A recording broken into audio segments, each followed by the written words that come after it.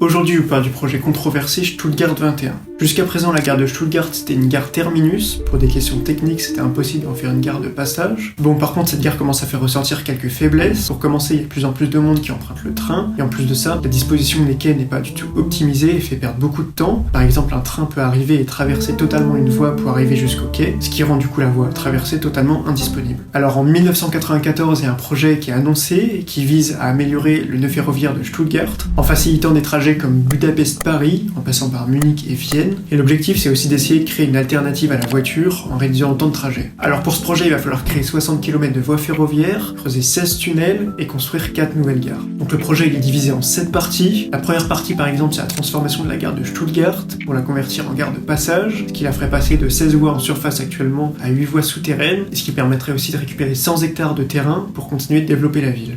Bon, vous vous en doutez, un tel projet vient avec son lot de problèmes, le premier étant culturel, avec par exemple l'abattage d'arbres centenaires, ou la destruction de l'aile nord de la gare, qui est d'ailleurs un édifice classé et qui a révolté les habitants de Stuttgart.